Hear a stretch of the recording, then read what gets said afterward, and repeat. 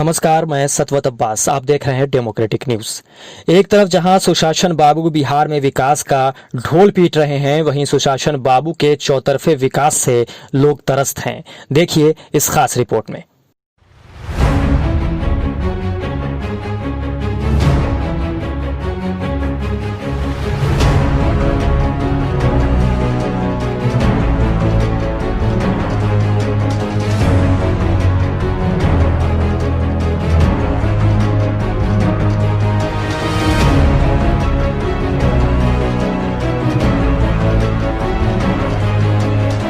देख लीजिए सुशासन बाबू के विकास की गंगा कितनी तेजी से बह रही है। अब ये विकास का बहाव पटना होते हुए सिवान तक पहुंच गया है और इस विकास की गंगा के पानी में युवा अपना रोजगार छोड़ धान की खेती कर रहे हैं। अगर आप ये सोच रहे हैं कि ये कोई खेत है जहां लोग धान की बुआई कर रहे हैं, तो आप बिल्कुल गलत सोच रहे हैं। दरअसल ये बहार वाले बिहार की सड़कें हैं जो धान की बुआई के लिए अब तैयार हैं। साहब के विकास की गंगा ऐसी बही कि सड़क और खेत में अंतर पता ही नहीं चल रहा है और युवा भी अपने प्रतिनिधि के आश्वासन से तंग आकर अब सड़कों पर धान की बुआई करने लगे हैं। शायद युवाओं ने सोचा होगा कि सड़कों पर धान की बुआई करने से कहीं क्षेत्र के विधायक साहब को थोड़ी शर्म महसूस होगी और कहीं इस गड्ढे वाली सड़क का कल्याण हो पाएगा। लेकिन लोगों के इस कदम पर भी जनप्रतिनिधि गहरी निंद्रा में सोए रहे।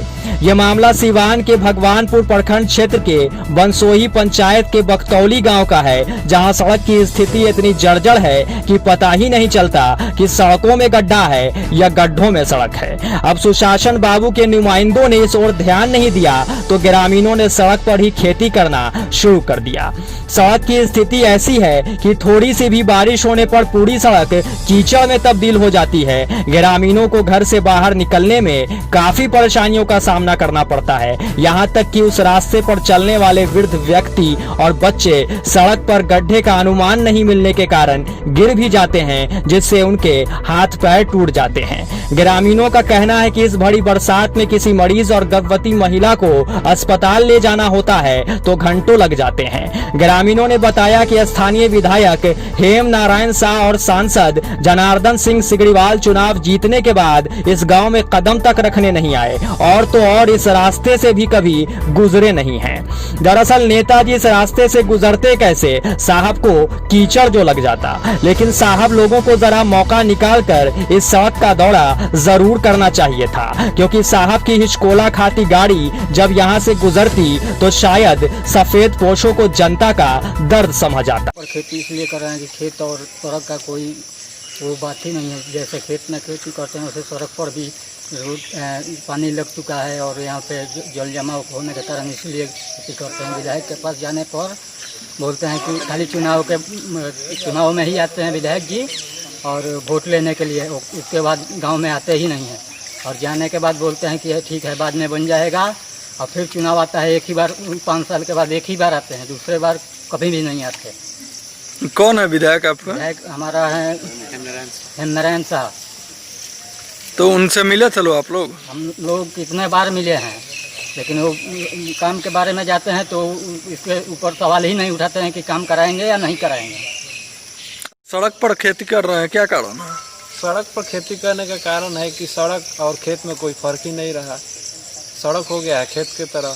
यहाँ वर्षों से यह सड़क खराब है, किसी भी नेता मंत्री का कोई इसमें नज़र ही नहीं है। अगर विधायक जी के पास जाते भी हैं तो डांट फटकार कर भगा देते हैं, बोलते हैं कि वो बनेगा कभी, कोई रिस्पांस नहीं लेता है।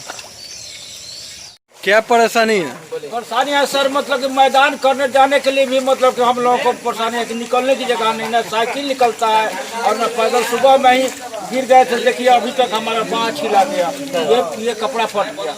इतना रोड हम लोगों का मतलब खराब हो गया है कि अब कहने का कोई ये नहीं है।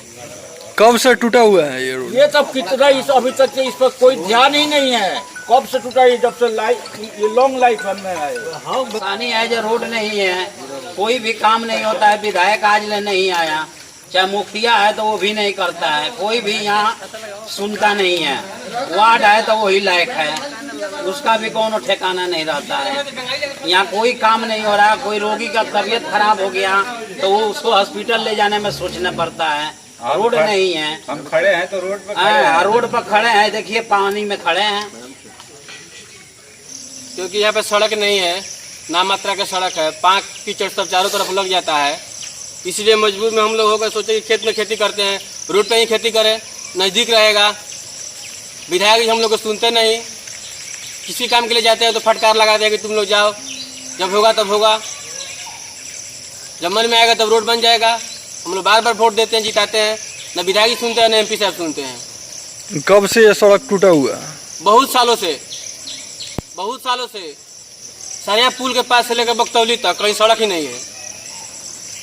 बहरहाल एक बार मौका निकालकर सुशासन बाबू को भी यहां आना जरूर चाहिए था और बाहर वाले बिहार में हुए चौतरफा विकास को नजदीक से और खुली आंखों से जरूर देखना चाहिए था। वैसे अब चुनावी मौसम आ गया है, अब नेताओं का जल्द ही इस इलाके में भी आगमन होगा। चेहरे पर झूठी मुस्कान और माथे पर जनता की परेशानियों की लकीरें लिए नेताजी फिर यहाँ आएंगे और भोली जनता को फिर से एक बार अपने झूठे वादे से ठगने का जरूर प्रयास करेंगे। लेकिन अब देखना यह है कि जनता इतना कुछ झेलने के बाद भी क्या वाकई अब भोली है या आगामी चुनाव में नेताजी को करारा जवाब देने की ताकत रखती है। डेमोक्रेटिक न्यूज के लिए सिवान से कौशल कुमार की रिपोर्ट।